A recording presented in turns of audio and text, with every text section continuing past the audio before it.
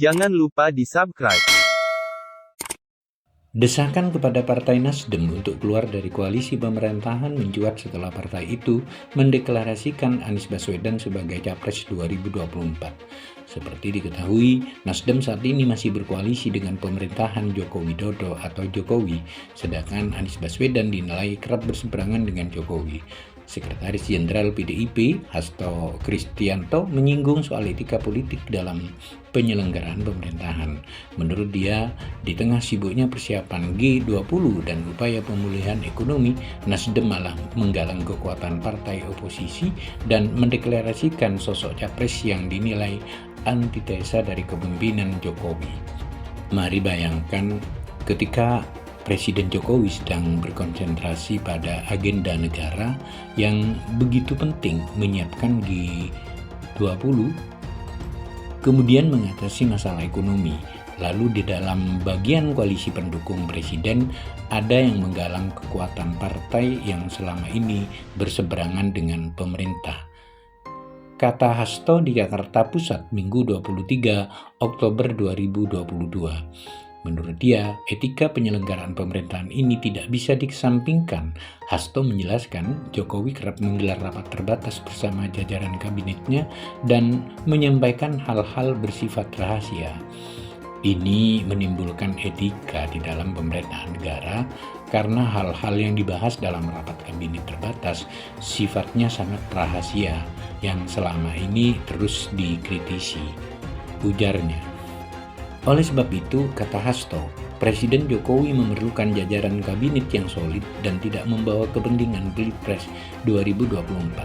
Dia menyebut jajaran kabinet mesti berorientasi untuk membawa keberhasilan yang dampaknya dirasakan masyarakat, alih-alih untuk partai tertentu.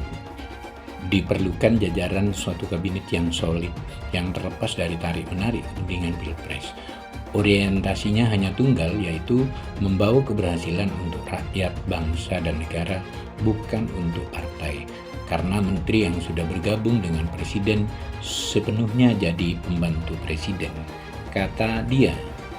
Adapun jajaran menteri di kabinet Jokowi yang berasal dari Partai Nasdem adalah Menteri Pertanian Syahrul Yassin Limpo, Menteri Komunikasi dan Informatika Johnny G. Plate, serta Menteri Lingkungan Hidup dan Kehutanan Siti Nurbaya Bakar.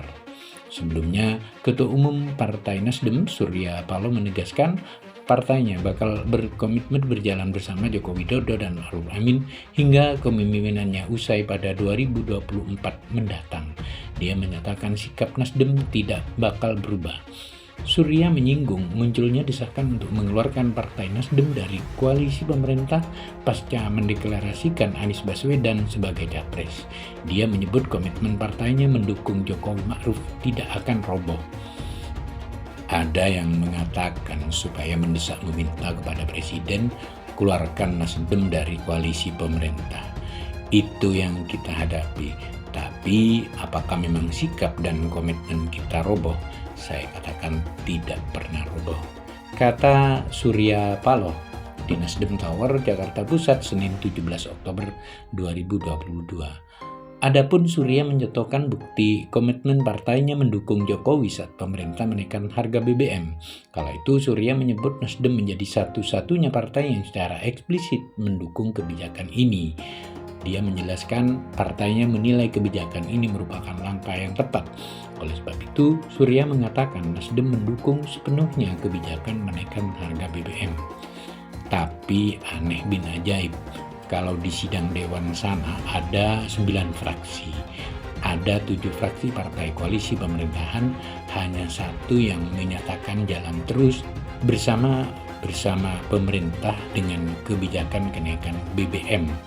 Kata dia, Surya menyebut sempat bertemu dengan Jokowi membahas kebijakan ini. Ia menyatakan sebagai satu-satunya partai yang mendukung kebijakan kenaikan BBM. Partai Nasdem merupakan partai tolol atau malah partai yang paling loyalis kepada Jokowi. Saya sambil bercanda bilang sama Pak Jokowi, makan siang berdua. Pak Presiden, kita punya 7 fraksi koalisi pemerintahan ini. Kenaikan BBM ini 6 fraksi tidak sepakat, hanya 1 fraksi yang sepakat.